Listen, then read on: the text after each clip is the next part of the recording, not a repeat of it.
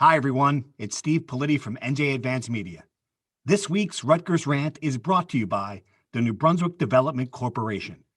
A big thank you to our sponsor and to all of our listeners for the continued support. Now let's get to the show. From NJ.com and the Star Ledger, welcome to the Rutgers Rant, your one-stop podcast for the Scarlet Knights, with your host, Steve Pikiell, and Rutgers insiders Brian Fonseca and James Crash. Let's start shopping. Hi, everybody. Welcome back to the Rant. Steve Pikiell here, joined by James Crash, Brian Fonseca. We have an NCAA tournament game to recap. Didn't last long. Scarlet Knights out in Dayton, out in the first round, out in an epic game. Fonseca and I were courtside. I've covered a lot of NCAA tournaments. I've covered a lot of college basketball games. I can't remember one that was quite as filled with just crazy moments. I mean, just a lot of fun, up and down, high scoring. And I think you'll agree with this, Fonseca. If that team was going to lose, if that generation of players was going to go out, it had to be something like this. It had to be something epic, remarkable 89-87 loss to Notre Dame. You've had, a few days now to digest it. I mean, when you're looking back on it, what's the biggest thing that sticks out? I agree. It was pretty poetic the way they went out, fighting, clawing, epic, this wild game. I remember when Ron Harper hits that bank three to tie the game in double overtime, I'm grabbing your arm. It's just like you get swept up in this emotion. It's insane. And I think Geo didn't have enough time to toss up that half-court shot before the buzzer. But, I mean, how fitting would it be if he does throw that up and it goes in and caps off the craziest game? I think that would have had an argument as the craziest game in NCAA tournament history if that happened. Obviously, it didn't. Rutgers fell because of a basket that happened the way that killed them all game, which was also fitting. I mean, it's hard to really wrap it all together. Geo Baker could have added the most epic game-winning shot of his career filled with them if he hit that last-second shot in regulation. The fact Rutgers was in that position was very impressive because of Geo. Just so many ways to go. But, I mean, ultimately, the way Rutgers lost was not the way we expected going in. I expected Notre Dame to just hit a barrage of threes. That was the only way I thought Notre Dame could win. They end up just dominating Rutgers inside. Their center, who's Paul Atkinson, he was just getting whatever he wanted, just easy buckets. Their guards were just blowing by Rutgers on the perimeter on the way to the hoop, just the complete opposite of what you expected. And, I mean, it's a brutal way for a season to end. I think people would rather see that, obviously, than, a 30-point blowout. But, again, I agree with you. Very fitting way. That was the first NCAA tournament game I ever covered. I don't think I will ever cover a game as crazy as that in March Madness for the rest of my career. Hopefully I will. Maybe I won't. But, just wild, wacky way to end a very wild and wacky season. Cratch, I was thinking about this too, and you jump in here on this thought. If I were to tell you before that game that you were going to get a vintage Ron Harper performance, number one, you were getting pretty close to a vintage Geo Baker performance, number two, and then you were going to get the single greatest game of Caleb McConnell's life, where he hits, I think, 9 of 10 or 9 of 11 shots, 23 points, double rebounds, and they lost. How did they lose that game? And it's just defense and one bad inbounds play. That's all it took. I mean, it's just amazing. It is. I mean, not to get too negative, because obviously at this point, go double overtime in the NCAA tournament against a good team after a great, end of the regular season, even get into the tournament.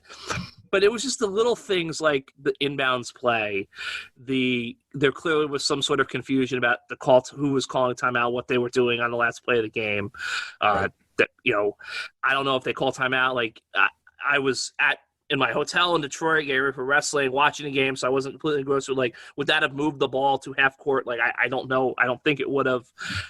Brian's shaking no. So, that is just little things that we've seen over the years. There's been some curious timeout usage or lack thereof. I go back to the crazy shot with Iowa where they didn't call timeout to guard the inbounder.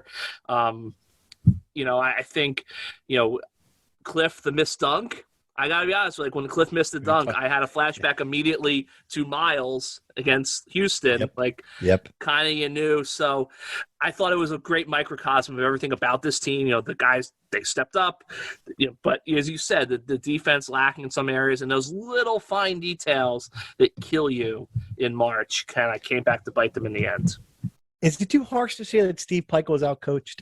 I mean, Mike Bray had this game plan. You're right. I mean, if we talked about it, three-pointers, and then they just hit 25 layups, and Rutgers never recovered. And I don't know, again, it's a terrible matchup up front for Rutgers. I understand that. Cliff is chasing around a smaller guy. Could they have flashed some zone in there for a couple of possessions? Could they have done something to slow him down? And especially when you knew it was coming.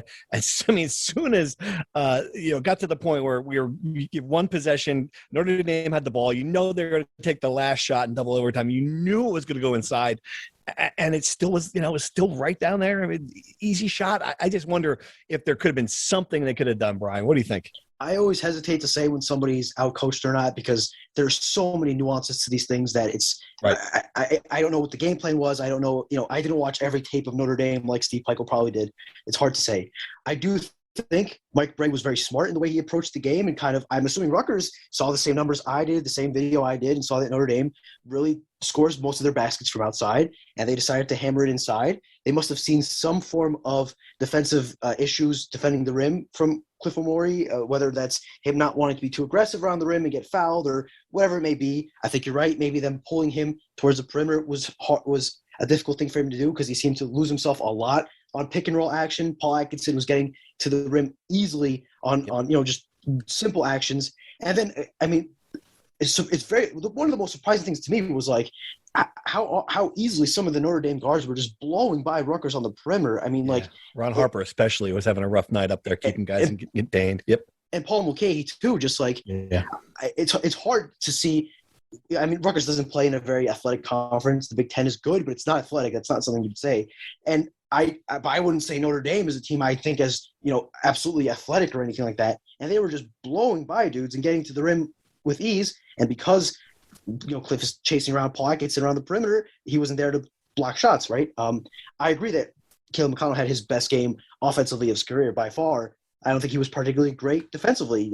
I think Rutgers had a very not great, maybe even bad defensive performance against Notre Dame, and I thought they were pretty good offensively. So, I mean, when those lists of things that you mentioned before that happened, and they still didn't win, it's insane. But that's the reality. Yeah. And all right, to set the scene, Gratz, you weren't there, but they have the post game press conference, and they bring these three guys in, and it was, every time a senior laden team loses, I get it. The press conference is sad, but it was so depressing that I swear when I tell you the moderator at the end of this, I thought someone was going to have to hug him. I mean, he at the end of it, he's like, he looks over at the three of them and it's just thank you for all you've accomplished. I mean, like the guy who makes sure you don't bring a bottle of water up there that's without the right logo and make sure she calls them student athletes. That guy was so rocked emotionally. I think it just speaks to what this team has met, what these three guys together have been, I guess this is my question to you. When they put this team into perspective of Rutgers history, how do you think we're going to remember this group? We're going to remember this group as the group that turned the program around. I think what you tweeted or wrote, they're going to be remembered as the 06 football team is. All of those guys. Obviously, Ron and Geo are the equivalent of, Ray Rice and Leonard and Teal rolled up. But all of those guys are going to be remembered for something, I think some of those guys are going to develop their legacies, a guy like Mulcahy, what he does, Cliff, but they're remembered as that team that changed everything. They're going to be remembered as the team for which every upcoming group is going to be compared to. And I think this is a big moment for Rutgers, a school that has traditionally not celebrated its greatness very well. I think this is a group that they have to celebrate. I've written it before. I will say it again. I know what the rules are. Geo Baker's number should be retired. He is the transformative player. Ron will be remembered as a better basketball player in all likelihood. Ron will probably, I think, go on to have a 10 to 15-year NBA career that Geo won't necessarily have. But I think, Caleb is a guy who, I think all three of them are Rutgers Hall of Famers. I know, there's criteria to thing, but whatever the criteria is, they need to bend it because this is a transformative group that changed everything for Rutgers as a basketball program. And it's interesting, the 06 comparison comes up a lot, and that success was sustained in the short term. It was never really built upon in the short term football-wise. And then, of course, we know what happened in the recent years where it dropped off a cliff when Schiano departed. I guess when we're looking forward now, for this to really be that transformative moment, teams still got to be pretty good, right? I mean, and I guess I wonder, the thing that stuck out to me on that box score, we talked about it a lot, that in back-to-back games, they had 0 bench points. You're losing 3 guys from that team. You're looking, okay, Cliff is certainly a Big Ten starter. Paul's certainly a Big Ten starter. You've got a lot of question marks about this team going forward. Does it change the calculus if this team falls back immediately? I think it does, but I think the thing that they have going for them is, I would argue, there is more room for growth with a basketball program that has accomplished what they have than football was. I mean, look, 06 football team went 10-2, 11-2 counting the bowl game, with the exception of winning the Big East title and going to the Orange Bowl or wherever they've gone to.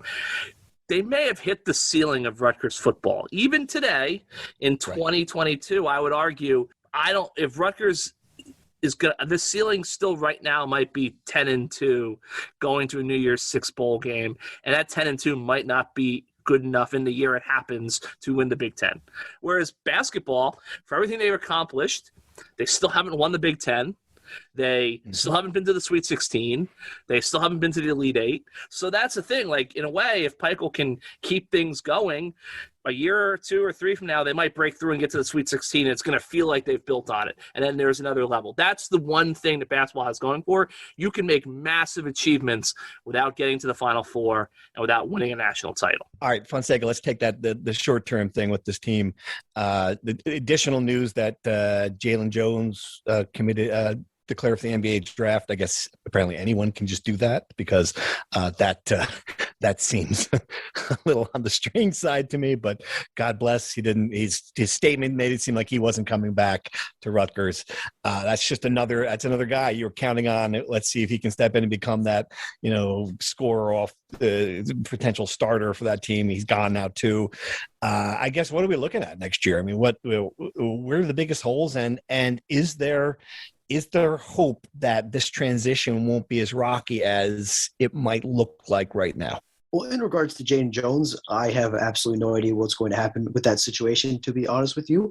I think we all know he's probably not going to be drafted. I think it's fair to assume. What he does afterwards is interesting. Will he pursue a professional career? He hasn't signed with an agent yet, so his eligibility is still there. Will he come back to Rutgers? I hear it's not impossible. I hear he could still come back. Will he want to transfer somewhere else? I don't know. That is a situation that, we'll figure out a lot more about it in a month's time, right? I mean, some people are more confident about what he can do than others. Me personally, I don't expect him to be on a G League roster next year, right? As far as the rest of the team, if you want to look at it from a half glass full perspective, you could say, look at all the development that Steve Pikiell and the staff has done in their 6 years here. They've taken kids that no one really expected to become anything. Obviously, there's the Geo Baker, Ron Harper, Caleb McConnells, but there's even Dean Reber, a kid who you start the season and you think that's your backup 5, and he ends up, having some really impressive performances and giving some hope there. So you can look at it glass half full and say that guys like Mawat Mag, Andre Hyatt, Jalen Miller could take big jumps this offseason and, become 15 to 20-minute guys. They do need to hit the portal. If the departures that we expect from Ron Harper and Caleb McConnell end up happening, there's going to be a lot of minutes, a lot of shots, a lot of time to give out in the portal. And it's just a matter of finding guys who will fit and want to come here and fill those roles while, buying into the team aspect. There's going to be thousands of kids in the portal. I'm sure the options are going to be there. What they want to do, the one situation I find interesting is the center spot, which you still have Cliff, assuming he comes back, you still have, a starting Big Ten center, a 25 to 30-minute guy, and you need some backup there because Dean Reber is probably more of a 4, all right? You play him at a 5 because you have to. He's probably more of a 4 if we're being honest, right? So Neil Quinn, for example, the kid from Lafayette, he's a target there. If you convince him to come here, how is that going to break down? Is he going to be the backup to Cliff? Do you move Cliff to the 4 and play him at the 5, play them at the same time? There's a lot of interesting dynamics there they can work. And then obviously if Paul Mulcahy comes back, you have Big Ten caliber point guard who at his best is one of the best best point guards in the Big Ten. At his worst is not. So can you manage to get more consistency out of him? Long-winded way of saying that I don't know. The offseason is going to be fascinating just to see how they manage to construct the rest of this roster. And then you even have, I'm forgetting about Derek Simpson, a freshman guard who I watched a couple times this year. I'm very intrigued about his offensive upside. His defense was not very impressive to me, frankly, the couple times I saw him, but that's probably a combination of playing high school basketball and not being in the system. I would trust Steve Pikiell to, bring some defense out of him. But his offensive upside is his shot-making ability, his ability with the ball in his hands to find teammates. Very intriguing to me. I think he has a very high ceiling. So I'm interested to see how much time he could put in as a freshman. We'll know more about this, obviously, as the summer unrolls and the roster fills out. I wouldn't hit the doomsday scenario just yet. I do think this team has potential to be good next year. And, I wouldn't say NCAA tournament, but we'll know in a month or two. All right. Well, Rutgers fans will have to wait and see. In the meantime, I'm going to put you to the spot in true or false. Let's start right where you think we're going to start for this one. True or false? Rutgers will return to the NCAA tournament in 2023. Fonseca, true or false? False. Cratch? False. Yeah, I'm going false as well there. But right now, I just can't see it. True or false? Rutgers will make the NIT in 2023. Fonseca, true or false? False. Oh, boy. Cratch, true or false? False. So, true or false? Forget the postseason. Rutgers will slide back to the bottom or near the bottom of the Big Ten in 2023. Fonseca, is that where you're going? I'll say bottom half, true. Bottom half? True. Okay. Cratch? I will say soft middle. The only reason why I say false for NIT is it's kind of hard to make the NIT these days. Yeah, it's gotten a little trickier. You're absolutely right. Okay, false middle. All right. Yeah, I mean, I'm going to give him the benefit of the doubt on the NIT there. But yeah, it seems like it's going to be an uphill battle. All right. True or false? The Big Ten is vastly overrated, and the NCAA tournament is proof. Fonseca, true or false? False. Oh, boy. Can't wait to hear this one. Cratch, true or false? False. Wow. All right. I mean, come on. True. We'll talk about that. Speaking of the Big Ten, true or false? St. Peter's can beat Purdue. Fonseca, true or false? Sorry to be a party pooper, but false. Cratch? I would also be surprised if that happens. False. 12.5 point underdogs, but why the hell not? True. I think they can win. I don't know how, but they've already proved they beat Kentucky. True or false? Kevin Willard is going to win big at Maryland. Fonseca, true or false? That's a loaded question. I'll say true. True. Okay. Cratch, true or false? False. False. Yeah. Big, fat false for me. And finally, true or false? Shaheen Holloway, the current St. Peter's coach, will be an upgrade at Seton Hall. Fonseca, true or false? True, I guess. Cratch? I'm going to say false. Yeah. All right. I'm going to say true. And Cratch, I know you want to rant about this, and this is not a Seton Hall podcast. But it is of relevance to Rutgers fans. What's going to happen with that program? It seems that they are going to hire Shaheen Holloway off of one good month, I guess, pretty much. Although certainly he has recruited well. He's built the program in a very tough place to win in Jersey City, and has done a really good job coaching it up certainly this month. Why do you think you're not so high? You're not so sold on the idea that they should just run over to Jersey City and bring them home? Yeah, I'm kind of baffled. Look, I get everything. I get that Shaheen Holloway has had a brilliant month. I get that he would have it seems like he would have been the Seton Hall coach had St. Peter's done what it was supposed to do, which is go out there and give Kentucky a fight for 20 to 30 minutes and then, politely lose by 16 points or whatever it is. I get everything. He played there, recruiting, program building, done a tremendous job. That being said, I just find it a little bit strange that Kevin Willard, a guy who had a decent amount of success at Seton Hall, is leaving, and it's not even a conversation. It just seems a little bit, and not that anything like really grosses me out in college sports, but this is a little weird that Kevin Willard had this complete no-show against TCU, and it basically says, I'm out of here.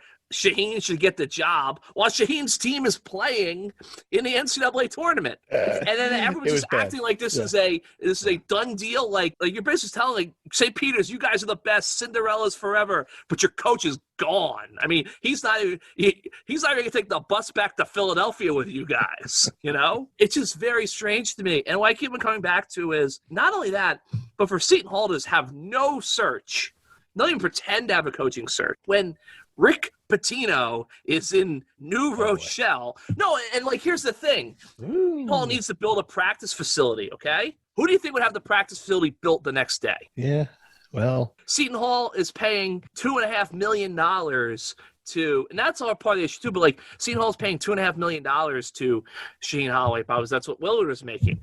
Willard's now making $4 million. Other Big East schools are paying $4 million.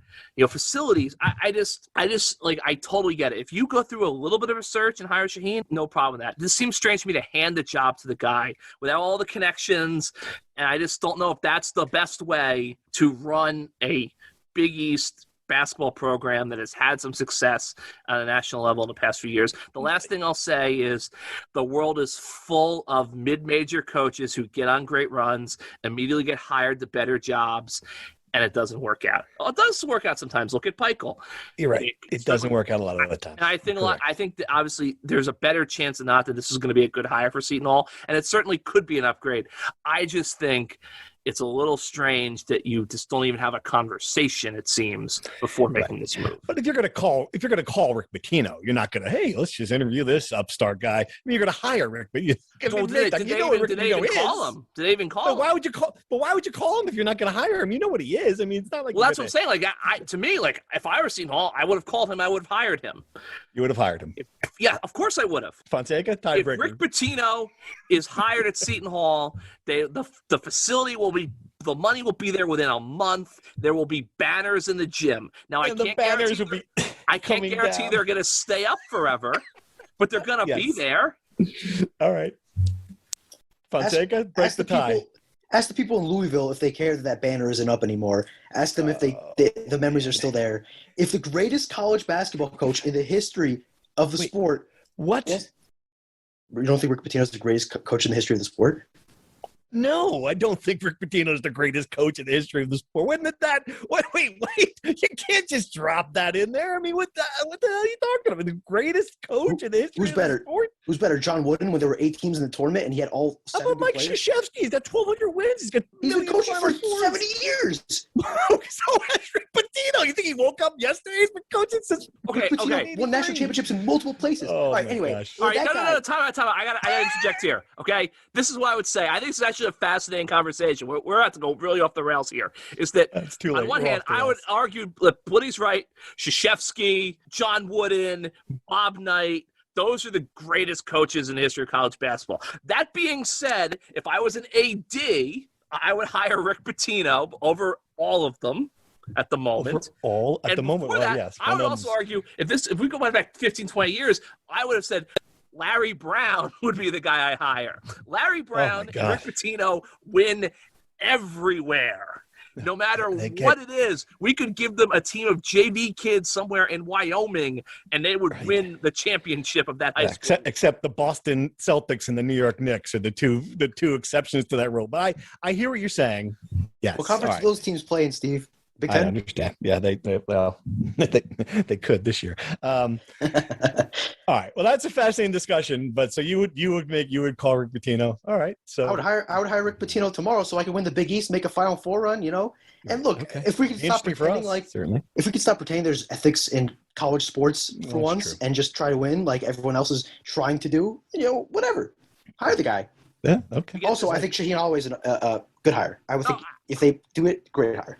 I think it'll probably end up working out just fine in the end. I just think it's a little bit of a gamble to not even like have it like, because it just sometimes it doesn't work. I mean, right. I know you're gonna give me crap for saying this, but like I remember when South Carolina, Ray Tanner, baseball coach, back-to-back, 3 straight College World Series finals, 2 national titles, becomes the AD. His top assistant, they had no search. Ray got announced as the AD on Friday. They had a press conference to introduce Chad Holbrook as the new baseball coach on Monday. Talk about in the weeds here. Holy crap. Collapsed.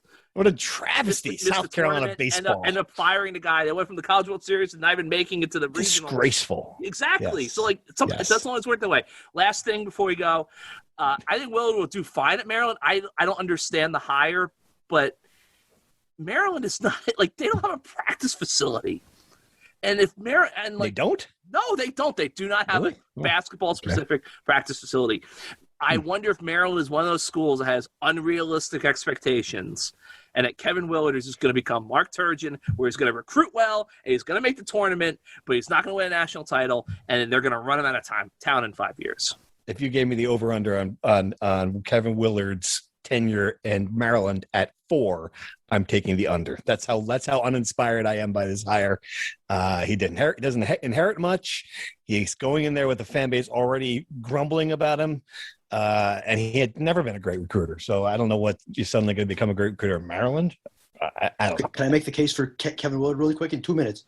Well, not in 2 minutes. How about 20 seconds? Fine. Seton Hall was a dump when he took it over. He left it with he won a Big East title at Seton Hall. An absolute dump. Maryland is a dump right now, but they won titles in spite of Mark Turgeon. I think Kevin Willard is 10 times in spite of him. Worst coach in the Big Ten by a mile. I can't believe he lasted as long as he did.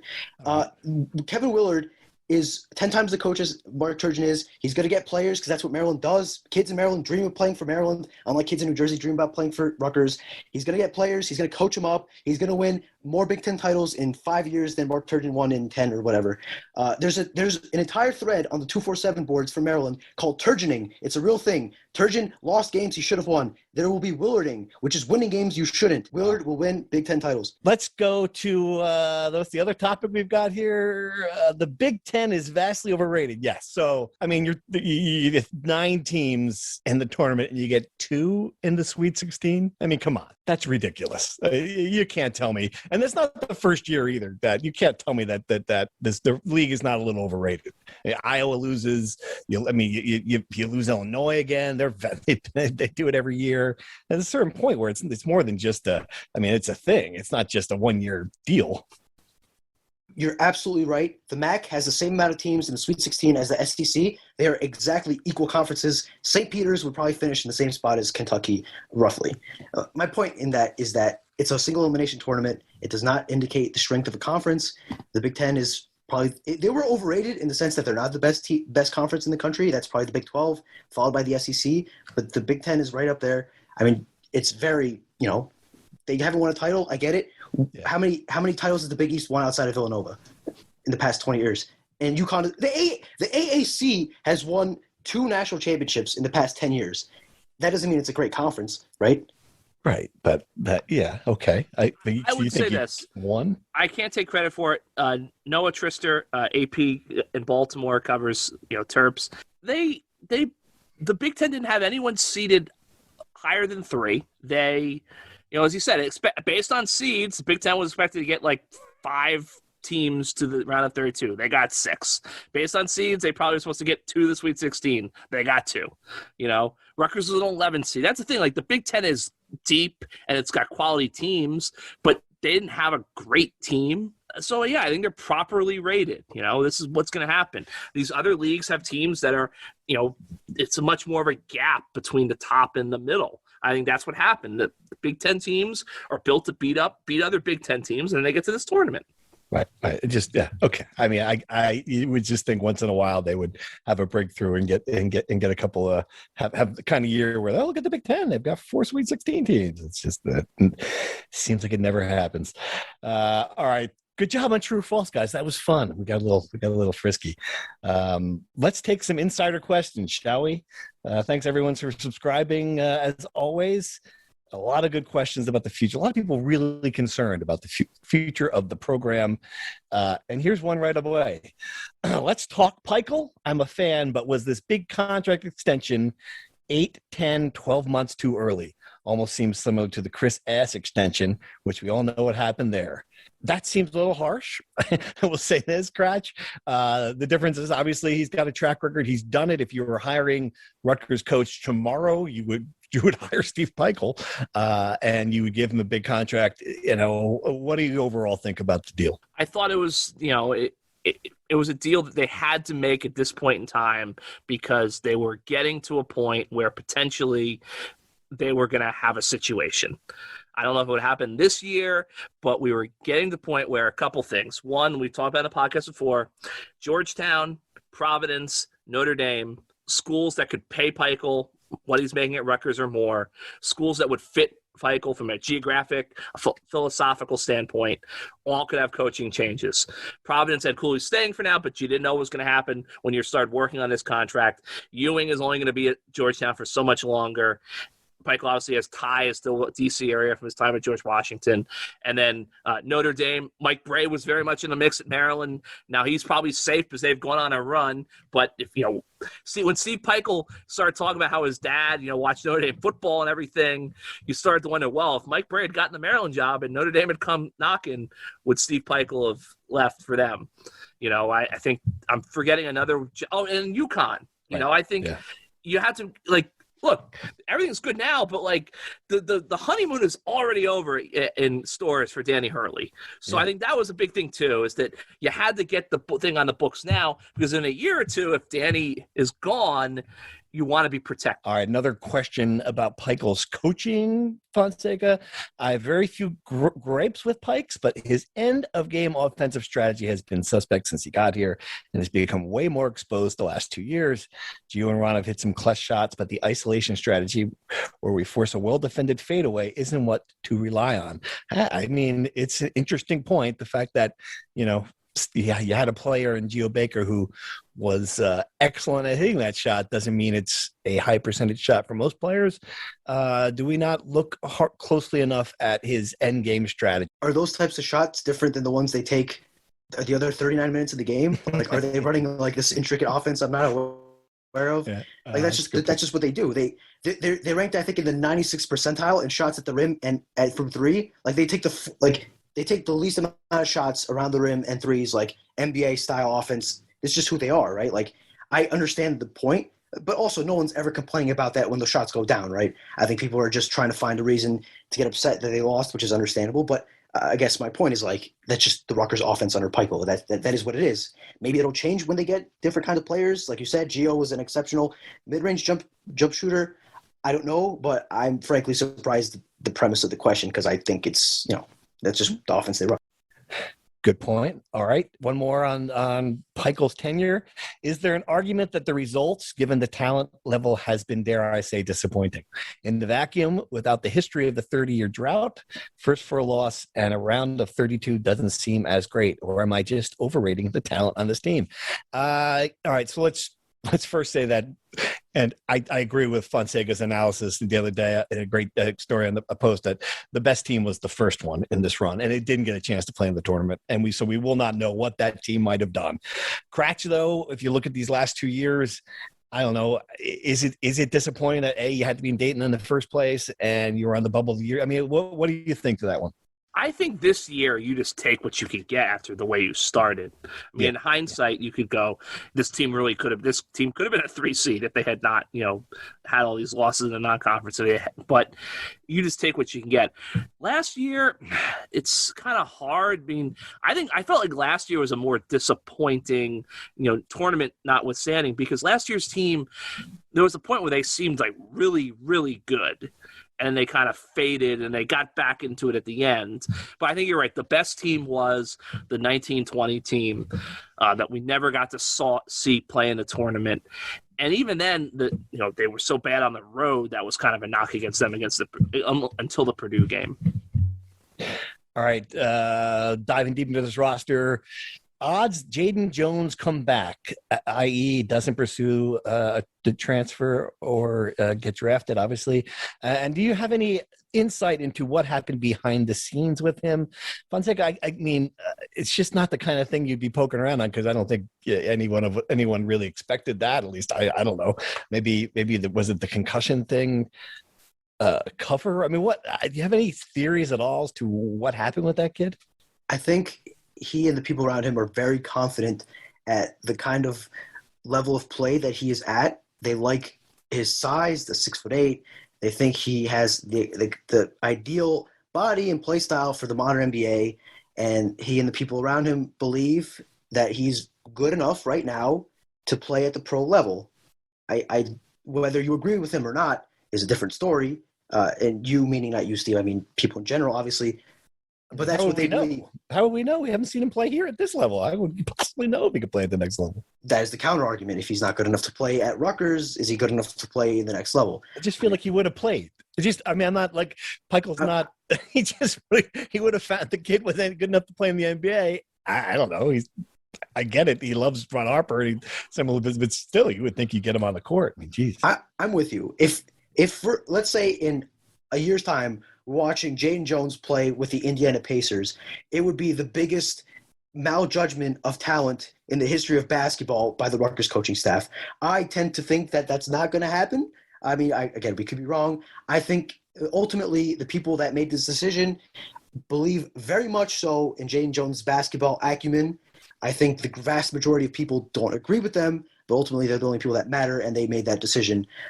Whether the chances of him coming back to Rutgers, I won't put a percentage on it because those numbers are I just be farting a number out, right? I'd say, I mean, unlikely, possible, but unlikely. That's how I would probably say.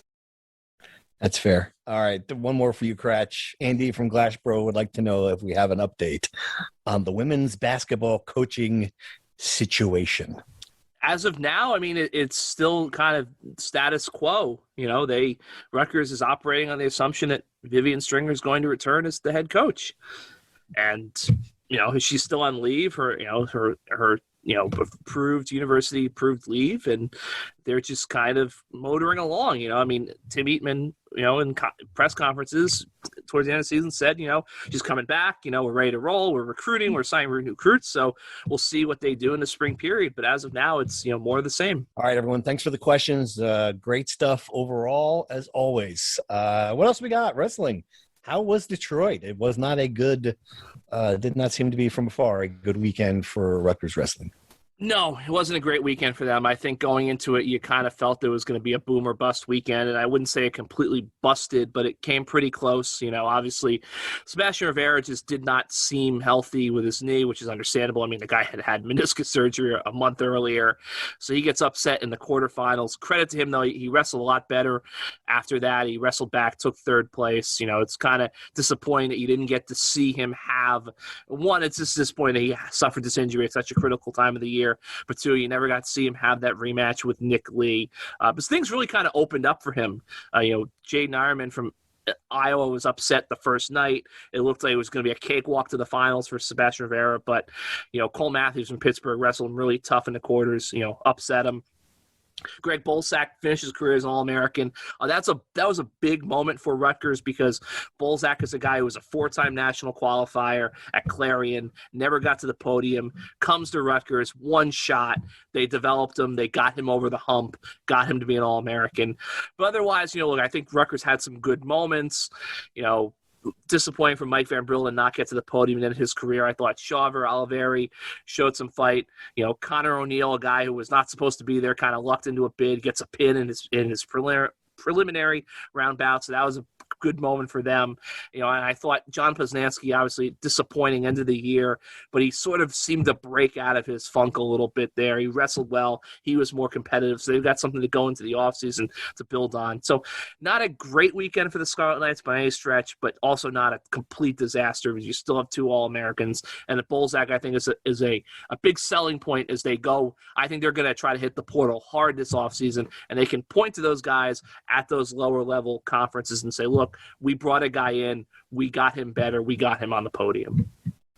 Excellent recap. What else do we have to look forward to? I mean, that's the kind of when basketball's over, it's kind of you're like, okay, now what? It's and then now what? I will say the now what was coming in, December for a lot of years here. But I mean, it's just got a lot of months before football. Spring football practice is going on. We got a scrimmage coming up. We got the spring white game. I guess that's going to have to get us through April. Baseball's good. That's Women's right. lacrosse is on a tear. Men's Where are they lacrosse, ranked now? I have not. I think the new rankings come out maybe Tuesday. They come out midweek. Men's lacrosse, obviously, they lost to Princeton, but they've rebounded. So yep, they're going to their conference play now. They should be good. So yeah, softball's won a bunch of games, to start the year. So the spring sports are doing well for Rutgers. So they got that going on. Maybe there'll be some postseason pushes as the year progresses. Excellent. All right, Fonseca, any final thoughts? Now basketball season's over. What do you got? What do you get? Send us off here today.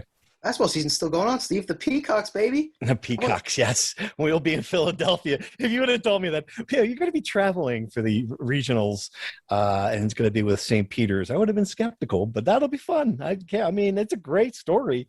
I think it's one of the best. I think it's one of the best. We can argue this one too, if not the best Cinderella, based on what that campus is and who they beat in the first round. I don't judge. Cinderella can't be an NC State kind of level program. It's got to be like an off the radar small school with low resources. It checks all those boxes. It'll be fun to watch, and I'm sure many Rutgers fans have got no problem hopping on that bandwagon and watching it. So we'll be back. Purdue is perennial underachievers in the tournament. They haven't won one since 32. So this will be a good storyline, and their defense very sus. I don't know. True or false, I said that St. Peter's isn't going to win. I would be just as surprised if they did win, but I mean, who knows? We'll see. One shining moment. All right. Everyone, thanks for listening. We'll be back next week to talk some more. And until then, have a good time. Thank you for listening to the Rutgers Rant. To participate in the conversation and receive live updates about the Scarlet Knights directly to your phone, sign up at NJ.com/insider. You haven't heard enough from me yet, huh? Steve Pikiell here for one last thank you to this episode's sponsor, New Brunswick Development Corporation, and to listeners like you who make it all the way to the end of the show. We'll see you again soon.